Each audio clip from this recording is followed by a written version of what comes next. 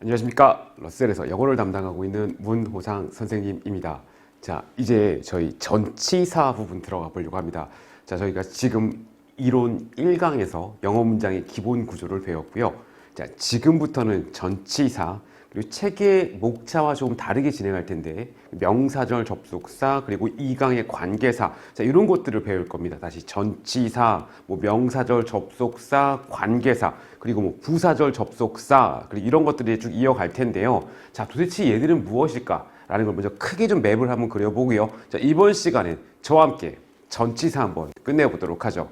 자, 그럼 제가 먼저 크게 한번 그려본다고 했으니까 자, 크게 한번 그려보면서요. 또 얘를 영어 문장의 기본 구조와 한번 결합해 보도록 하죠. 자, 보겠습니다. 자, 사실 제가 지금 분류해 드리는 이 분류는 리스닝 공부할 때 하던 분류인데요.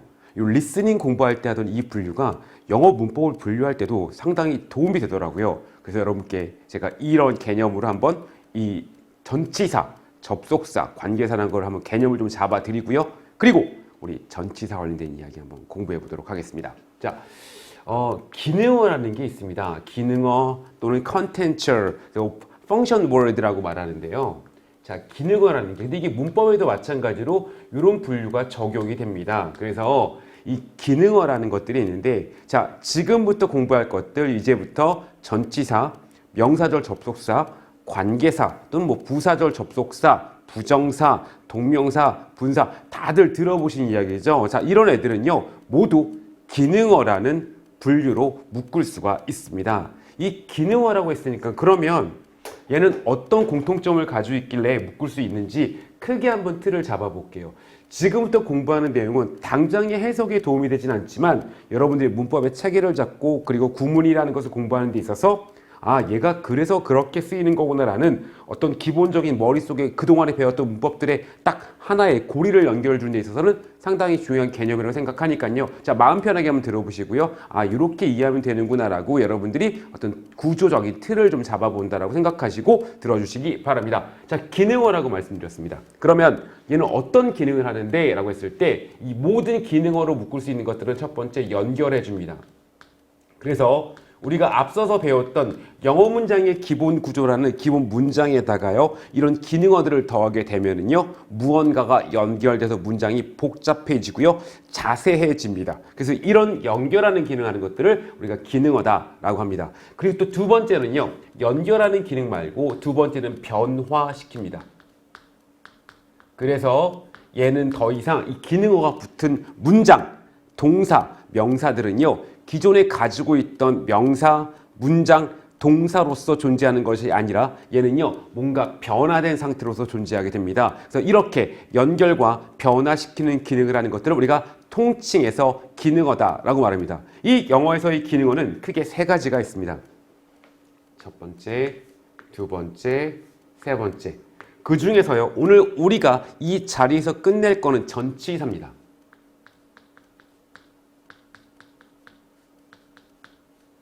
자, 전치사라는 기능어가 있어요. 그리고 또 뭐가 있냐면요, 접속사, 그리고 관계사라는 기능어가 있습니다. 영어에서 이런 것들이 있고요. 그리고 마지막으로 하나는 총칭해서 붙이면 부정사, 동명사, 분사라고 하는데 얘는 모습이 좀 간단하니까 제가 이렇게 간단히 써볼게요. to를 붙이거나 또는요 ing를 붙여줬을 때 얘 또한 기능어로서 역할을 합니다. 자, 그러면 이 각각의 기능어들은 무엇을 연결하고 무엇을 변화시키는지, 다시 무엇을 연결하고 어떻게 변화시키는지, 무엇을 연결하고 어떻게 변화시키는지 이렇게 한번 틀을 한번 잡아볼게요. 자, 영어 문장의 기본 구조는 우리가 앞서서 배웠던 문장의 기본 형식이 딱 있고요. 거기다 전치사를 하나 딱 붙이면 얘는요, 기본적으로 1번 누구를 연결한다? 명사를 연결합니다. 그래서 전치사는 어떤 기능을 합니까? 라고 말했을 때 우리 머릿속에서는요, 전치사는 명사를 연결하는구나. 자, 이렇게 기능을 잡아주시면 됩니다. 자, 두 번째 가볼게요. 그러면 선생님, 이 전치사가 붙은 명사는요, 그냥 연결만 된 건가요? 아닙니다. 모든 기능어들은 두 가지 역할을 합니다. 연결과 변화시킨다고 말씀드렸죠. 그러면 이 전치사가 붙은 명사는 선생님 뭐가 되나요? 수식어로 변합니다. 자, 뭐로 변한다고요? 수식어로 변한다. 그래서 우리가 영어 문장의 기본 구조에서 배울 때 전치사가 결합되지 않은 명사가 주어가 될 수 있다. 전치사가 결합되지 않은 명사가 목적어가 될 수 있다. 문장의 중요 성분이 될 수 있다. 계속 그렇게 말씀드렸던 거거든요. 그래서 이렇게 기본적인 뼈대 문장에다가 명사를 하나 더 쓰고 싶어? 그러면 전치사를 쓰면 되고요. 그때 그 전치사는 추가된 요소로서 수식어로서 기능을 하게 된다. 이렇게 기억해 주시면 되겠습니다. 그래서 오늘 저희는요, 이번 시간에 바로 얘와 관련해서 끝내보도록 하겠습니다. 자, 그리고 우리 이제 앞으로 배울 거지만 이 기능어라는 거에 대해서 좀 더 감을 잡기 위해서 조금 더 나아가 보도록 하겠습니다. 접속사와 관계사라는 것 여러분 많이 들어보셨을 겁니다. 접속사, 뭐 관계 대명사, 관계 부사, 명사절 접속사, 뭐 부사절 접속사 이런 얘기들 많이 들어보셨죠? 얘도 기능어입니다.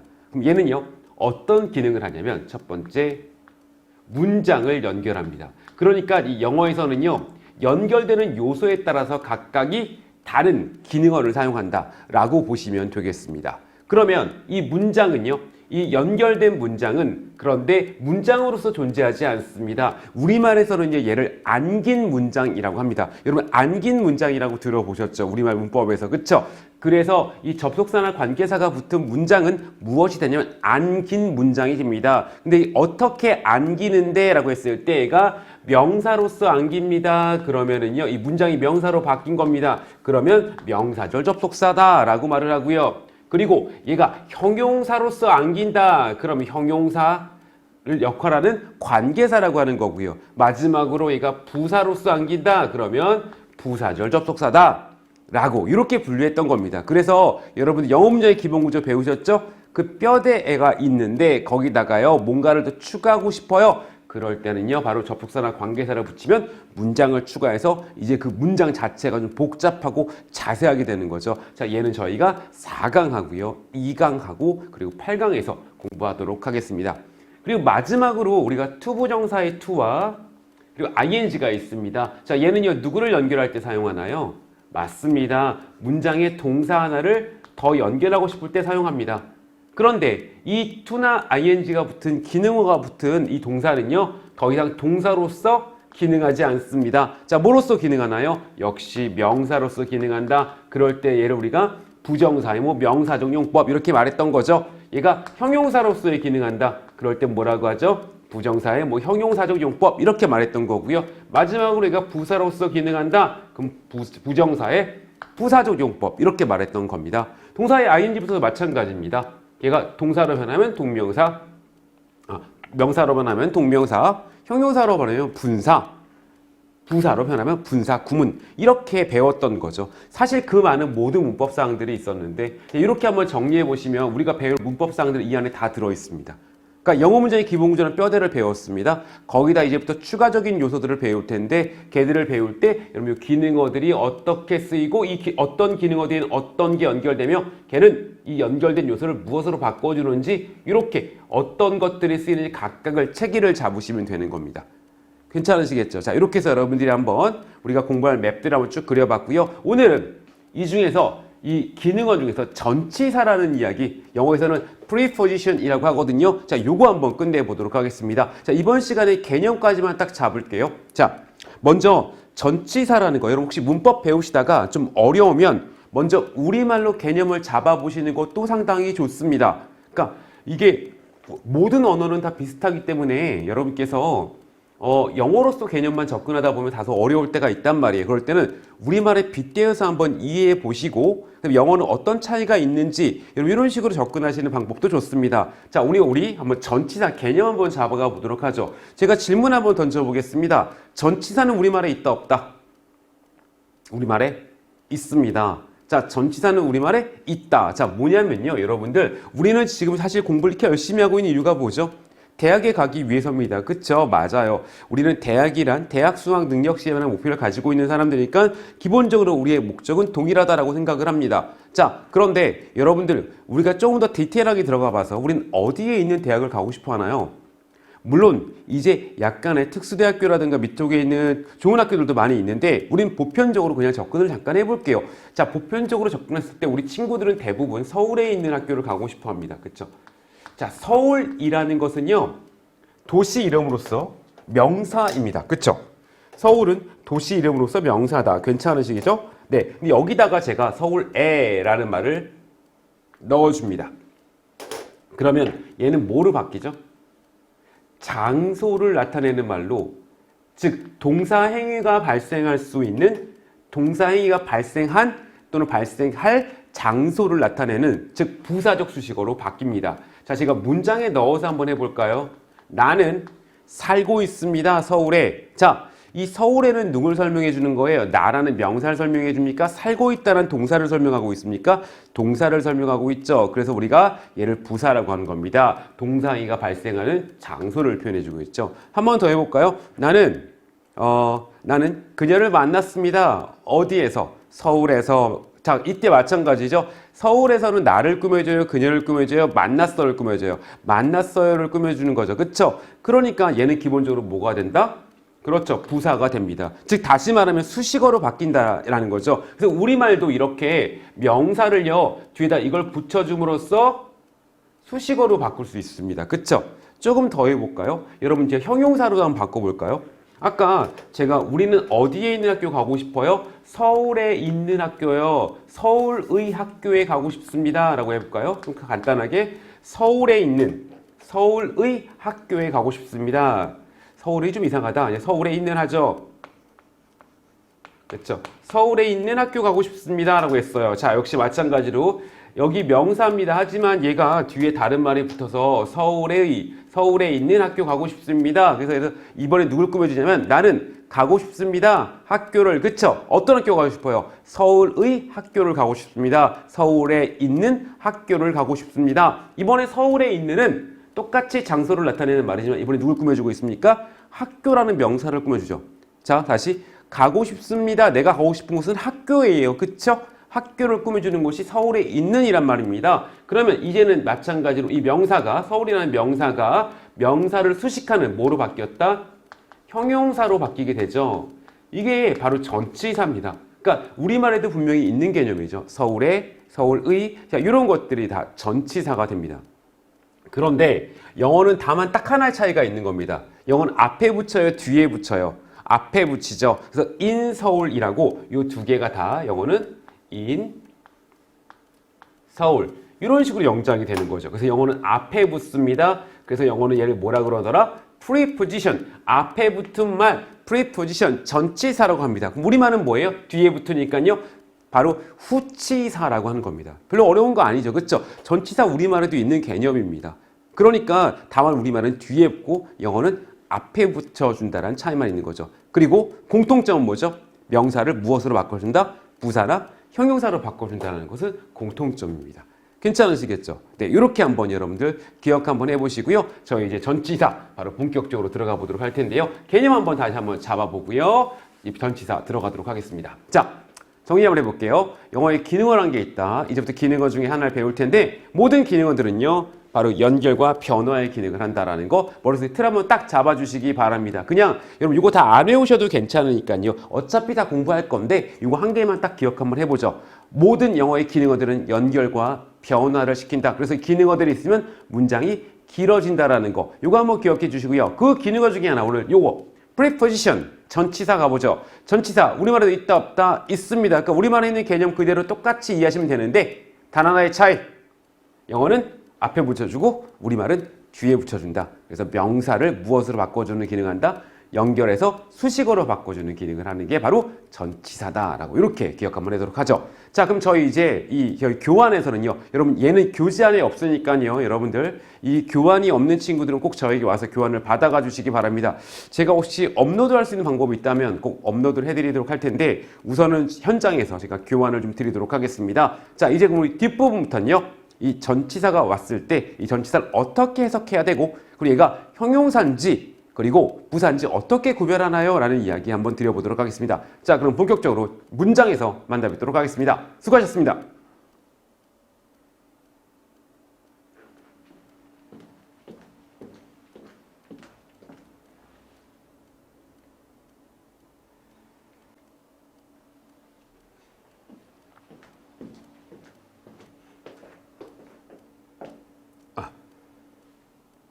안녕하십니까. 러셀에서 영어를 담당하고 있는 문호상 선생님입니다. 자, 이제 저희 전치사 부분 들어가 보려고 합니다. 자, 저희가 지금 이론 1강에서 영어 문장의 기본 구조를 배웠고요. 자, 지금부터는 전치사, 그리고 책의 목차와 조금 다르게 진행할 텐데 명사절 접속사, 그리고 2강의 관계사, 자, 이런 것들을 배울 겁니다. 다시 전치사, 뭐 명사절 접속사, 관계사, 그리고 뭐 부사절 접속사, 그리고 이런 것들이 쭉 이어갈 텐데요. 자, 도대체 얘들은 무엇일까? 라는 걸 먼저 크게 좀 맵을 한번 그려보고요. 자, 이번 시간엔 저와 함께 전치사 한번 끝내보도록 하죠. 자, 그럼 제가 먼저 크게 한번 그려본다고 했으니까 자, 크게 한번 그려보면서요. 또 얘를 영어 문장의 기본 구조 한번 결합해 보도록 하죠. 자, 보겠습니다. 자, 사실 제가 지금 분류해 드리는 이 분류는 리스닝 공부할 때 하던 분류인데요. 이 리스닝 공부할 때 하던 이 분류가 영어 문법을 분류할 때도 상당히 도움이 되더라고요. 그래서 여러분께 제가 이런 개념으로 한번 이 전치사, 접속사, 관계사라는 걸 한번 개념을 좀 잡아 드리고요. 그리고 우리 전치사 관련된 이야기 한번 공부해 보도록 하겠습니다. 자, 기능어라는 게 있습니다. 기능어 또는 contextual, function word라고 말하는데요. 자, 기능어라는 게, 근데 이게 문법에도 마찬가지로 이런 분류가 적용이 됩니다. 그래서 이 기능어라는 것들이 있는데, 자, 지금부터 공부할 것들, 이제부터 전치사, 명사절 접속사, 관계사 또는 뭐 부사절 접속사, 부정사, 동명사, 분사 다들 들어보신 이야기죠. 자, 이런 애들은요 모두 기능어라는 분류로 묶을 수가 있습니다. 이 기능어라고 했으니까 그러면 얘는 어떤 공통점을 가지고 있길래 묶을 수 있는지 크게 한번 틀을 잡아볼게요. 지금부터 공부하는 내용은 당장의 해석에 도움이 되진 않지만 여러분들이 문법의 체계를 잡고 그리고 구문이라는 것을 공부하는 데 있어서 아, 얘가 그래서 그렇게 쓰이는 거구나라는 어떤 기본적인 머릿속에 그동안에 배웠던 문법들의 딱 하나의 고리를 연결해 주는 데 있어서는 상당히 중요한 개념이라고 생각하니까요. 자, 마음 편하게 한번 들어보시고요. 아, 이렇게 이해하면 되는구나라고 여러분들이 어떤 구조적인 틀을 좀 잡아본다라고 생각하시고 들어주시기 바랍니다. 자, 기능어라고 말씀드렸습니다. 그러면 얘는 어떤 기능을 하는데? 라고 했을 때 이 모든 기능어로 묶을 수 있는 것들은 첫 번째 연결해 줍니다. 그래서 우리가 앞서서 배웠던 영어 문장의 기본 구조라는 기본 문장에다가요, 이런 기능어들을 더하게 되면은요, 무언가가 연결돼서 문장이 복잡해지고요, 자세해집니다. 그래서 이런 연결하는 기능하는 것들을 우리가 기능어다라고 합니다. 그리고 또 두 번째는요, 연결하는 기능 말고 두 번째는 변화시킵니다. 그래서 얘는 더 이상 이 기능어가 붙은 문장, 동사, 명사들은요, 기존에 가지고 있던 명사, 문장, 동사로서 존재하는 것이 아니라 얘는요 뭔가 변화된 상태로서 존재하게 됩니다. 그래서 이렇게 연결과 변화시키는 기능을 하는 것들을 우리가 통칭해서 기능어다라고 말합니다. 이 영어에서의 기능어는 크게 세 가지가 있습니다. 첫 번째, 두 번째, 세 번째. 그 중에서요 오늘 우리가 이 자리에서 끝낼 거는 전치사입니다.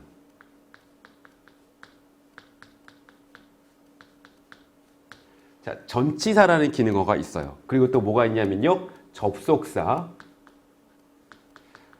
그리고 관계사라는 기능어가 있습니다. 영어에서. 자, 이런 것들이 있고요. 그리고 마지막으로 하나는 총칭해서 붙이면 부정사, 동명사, 분사라고 하는데 얘는 모습이 좀 간단하니까 제가 이렇게 간단히 써볼게요. to를 붙이거나 또는요 ing를 붙여줬을 때 얘 또한 기능어로서 역할을 합니다. 자, 그러면 이 각각의 기능어들은 무엇을 연결하고 무엇을 변화시키는지, 다시 무엇을 연결하고 어떻게 변화시키는지, 무엇을 연결하고 어떻게 변화시키는지 이렇게 한번 틀을 한번 잡아볼게요. 자, 영어 문장의 기본 구조는 우리가 앞서서 배웠던 문장의 기본 형식이 딱 있고요. 거기다 전치사를 하나 딱 붙이면 얘는요 기본적으로 1번 누구를 연결한다? 명사를 연결합니다. 그래서 전치사는 어떤 기능을 합니까? 라고 말했을 때 우리 머릿속에서는요 전치사는 명사를 연결하는구나. 자, 이렇게 기능을 잡아주시면 됩니다. 자, 두 번째 가볼게요. 그러면 선생님 이 전치사가 붙은 명사는요 그냥 연결만 된 건가요? 아닙니다. 모든 기능어들은 두 가지 역할을 합니다. 연결과 변화시킨다고 말씀드렸죠. 그러면 이 전치사가 붙은 명사는 선생님 뭐가 되나요? 수식어로 변합니다. 자, 뭐로 변한다고요? 수식어로 변한다. 그래서 우리가 영어 문장의 기본 구조에서 배울 때 전치사가 결합되지 않은 명사가 주어가 될 수 있다. 전치사가 결합되지 않은 명사가 목적어가 될 수 있다. 문장의 중요 성분이 될 수 있다. 계속 그렇게 말씀드렸던 거거든요. 그래서 이렇게 기본적인 뼈대 문장에다가 명사를 하나 더 쓰고 싶어? 그러면 전치사를 쓰면 되고요. 그때 그 전치사는 추가된 요소로서 수식어로서 기능을 하게 된다. 자, 이렇게 기억해 주시면 되겠습니다. 그래서 오늘 저희는요, 이번 시간에 바로 얘와 관련해서 끝내보도록 하겠습니다. 자, 그리고 우리 이제 앞으로 배울 거지만 이 기능어라는 거에 대해서 좀 더 감을 잡기 위해서 조금 더 나아가 보도록 하겠습니다. 접속사와 관계사라는 것 여러분 많이 들어보셨을 겁니다. 접속사, 뭐 관계 대명사, 관계 부사, 명사절 접속사, 뭐 부사절 접속사 이런 얘기들 많이 들어보셨죠? 얘도 기능어입니다. 그럼 얘는요, 어떤 기능을 하냐면 첫 번째, 문장을 연결합니다. 그러니까 이 영어에서는요, 연결되는 요소에 따라서 각각이 다른 기능어를 사용한다 라고 보시면 되겠습니다. 그러면 이 문장은요, 이 연결된 문장은 그런데 문장으로서 존재하지 않습니다. 우리말에서는 얘를 안긴 문장이라고 합니다. 여러분 안긴 문장이라고 들어보셨죠? 우리말 문법에서. 그쵸? 그래서 이 접속사나 관계사가 붙은 문장은 무엇이 되냐면 안긴 문장이 됩니다. 근데 어떻게 안기는데 라고 했을 때 얘가 명사로서 안깁니다. 그러면은요, 이 문장이 명사로 바뀐 겁니다. 그러면 명사절 접속사다 라고 말을 하고요. 그리고 얘가 형용사로서 안긴다. 그러면 형용사를 역할하는 관계사라고 하는 거고요. 마지막으로 얘가 부사로서 안긴다. 그러면 부사절 접속사다. 라고 이렇게 분류했던 겁니다. 그래서 여러분 영어 문장의 기본 구조 배우셨죠? 그 뼈대애가 있는데 거기다가요 뭔가를 더 추가하고 싶어요. 그럴 때는요 바로 접속사나 관계사를 붙이면 문장을 추가해서 이제 그 문장 자체가 좀 복잡하고 자세하게 되는 거죠. 자, 얘는 저희가 4강 하고요, 2강 하고 그리고 8강에서 공부하도록 하겠습니다. 그리고 마지막으로 우리가 투부정사의 to와 그리고 ing가 있습니다. 자, 얘는요 누구를 연결할 때 사용하나요? 맞습니다. 문장의 동사 하나를 더 연결하고 싶을 때 사용합니다. 그런데 이 to나 ing가 붙은 기능어가 붙은 이 동사는요 더 이상 동사로서 기능하지 않습니다. 자, 뭐로서 기능하나요? 역시 명사로서 기능한다. 그럴 때 얘를 우리가 부정사의 뭐 명사적 용법 이렇게 말했던 거죠. 얘가 형용사로서의 기능한다. 그럴 때 뭐라고 하죠? 부정사의 뭐 형용사적 용법 이렇게 말했던 거고요. 마지막으로 얘가 부사로서 기능한다. 그럼 부정사의 부사적 용법 이렇게 말했던 겁니다. 동사의 ing부터도 마찬가지입니다. 얘가 동사로 변하면 동명사, 명사로 변하면 동명사, 형용사로 변하면 분사, 부사로 변하면 분사, 구문 이렇게 배웠던 거죠. 사실 그 많은 모든 문법사항들이 있었는데 이렇게 한번 정리해 보시면 우리가 배울 문법사항들이 이 안에 다 들어있습니다. 그러니까 영어 문장의 기본 구조는 뼈대를 배웠습니다. 거기다 이제부터 추가적인 요소들을 배울 텐데 걔들을 배울 때 여러분 기능어들이 어떻게 쓰이고 어떤 기능어들은 어떤 게 연결되며 걔는 이 연결된 요소를 무엇으로 바꿔주는지 이렇게 어떤 것들이 쓰이는지 각각을 체계를 잡으시면 되는 겁니다. 괜찮으시겠죠? 자, 이렇게 해서 여러분들이 한번 우리가 공부할 맵들을 한번 쭉 그려봤고요. 오늘은 이 중에서 이 기능어 중에서 전치사라는 이야기, 영어에서는 preposition이라고 하거든요. 자, 요거 한번 끝내보도록 하겠습니다. 자, 이번 시간에 개념까지만 딱 잡을게요. 자, 먼저 전치사라는 거, 여러분 혹시 문법 배우시다가 좀 어려우면 먼저 우리말로 개념을 잡아보시는 것도 상당히 좋습니다. 그러니까 이게 모든 언어는 다 비슷하기 때문에 여러분께서 영어로서 개념만 접근하다 보면 다소 어려울 때가 있단 말이에요. 그럴 때는 우리말에 빗대어서 한번 이해해 보시고 영어는 어떤 차이가 있는지 이런 식으로 접근하시는 방법도 좋습니다. 자, 우리 한번 전치사 개념 한번 잡아가 보도록 하죠. 제가 질문 한번 던져보겠습니다. 전치사는 우리말에 있다 없다? 우리말에 있습니다. 자, 전치사는 우리말에 있다. 자, 뭐냐면요 여러분들, 우리는 지금 사실 공부를 이렇게 열심히 하고 있는 이유가 뭐죠? 대학에 가기 위해서입니다. 그쵸? 맞아요. 우리는 대학이란 대학 수학 능력 시험이라는 목표를 가지고 있는 사람들이니까 기본적으로 우리의 목적은 동일하다라고 생각을 합니다. 자, 그런데 여러분들 우리가 조금 더 디테일하게 들어가 봐서 우린 어디에 있는 대학을 가고 싶어 하나요? 물론 이제 약간의 특수대학교라든가 밑쪽에 있는 좋은 학교들도 많이 있는데 우린 보편적으로 그냥 접근을 잠깐 해볼게요. 자, 보편적으로 접근했을 때 우리 친구들은 대부분 서울에 있는 학교를 가고 싶어 합니다. 그쵸? 자, 서울이라는 것은요 도시 이름으로서 명사입니다. 그쵸? 서울은 도시 이름으로서 명사다. 괜찮으시겠죠? 네, 근데 여기다가 제가 서울에라는 말을 넣어줍니다. 그러면 얘는 뭐로 바뀌죠? 장소를 나타내는 말로, 즉 동사 행위가 발생할 수 있는, 동사 행위가 발생한 또는 발생할 장소를 나타내는, 즉 부사적 수식어로 바뀝니다. 자, 제가 문장에 넣어서 한번 해볼까요? 나는 살고 있습니다, 서울에. 자, 이 서울에는 누굴 설명해 주는 거예요? 나라는 명사를 설명해 줍니까? 살고 있다는 동사를 설명하고 있습니까? 동사를 설명하고 있죠. 그래서 우리가 얘를 부사라고 하는 겁니다. 동사행위가 발생하는 장소를 표현해 주고 있죠. 한 번 더 해볼까요? 나는 그녀를 만났습니다. 어디에서? 서울에서. 자, 이때 마찬가지죠. 서울에서는 나를 꾸며줘요, 그녀를 꾸며줘요, 만났어를 꾸며줘요. 만났어요를 꾸며주는 거죠. 그쵸? 그러니까 얘는 기본적으로 뭐가 된다? 그렇죠. 부사가 됩니다. 즉 다시 말하면 수식어로 바뀐다라는 거죠. 그래서 우리말도 이렇게 명사를요 뒤에다 이걸 붙여줌으로써 수식어로 바꿀 수 있습니다. 그쵸? 조금 더 해볼까요? 여러분 이제 형용사로 한번 바꿔볼까요? 아까 제가 우리는 어디에 있는 학교 가고 싶어요? 서울에 있는 학교요. 서울의 학교에 가고 싶습니다. 라고 해볼까요? 좀 간단하게 서울에 있는, 서울의 학교에 가고 싶습니다. 서울이 좀 이상하다. 아니, 서울에 있는 하죠. 그렇죠? 서울에 있는 학교 가고 싶습니다. 라고 했어요. 자, 역시 마찬가지로 여기 명사입니다. 하지만 얘가 뒤에 다른 말이 붙어서 서울에 있는 학교 가고 싶습니다. 그래서 이번에 누굴 꾸며주냐면 나는 가고 싶습니다. 학교를. 그쵸? 어떤 학교 가고 싶어요? 서울의 학교를 가고 싶습니다. 서울에 있는 학교를 가고 싶습니다. 이번에 서울에 있는은 똑같이 장소를 나타내는 말이지만 이번에 누굴 꾸며주고 있습니까? 학교라는 명사를 꾸며주죠. 자, 다시 가고 싶습니다. 내가 가고 싶은 곳은 학교예요. 그쵸? 학교를 꾸며주는 곳이 서울에 있는 이란 말입니다. 그러면 이제는 마찬가지로 이 명사가, 서울이라는 명사가 명사를 수식하는 뭐로 바뀌었다? 형용사로 바뀌게 되죠. 이게 바로 전치사입니다. 그러니까 우리말에도 분명히 있는 개념이죠. 서울에, 서울의, 자, 이런 것들이 다 전치사가 됩니다.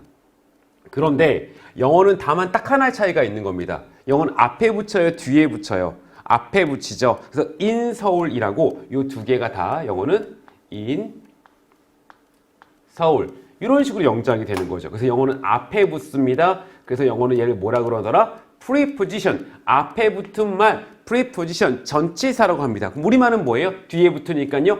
바로 후치사라고 하는 겁니다. 별로 어려운 거 아니죠. 그렇죠? 전치사 우리말에도 있는 개념입니다.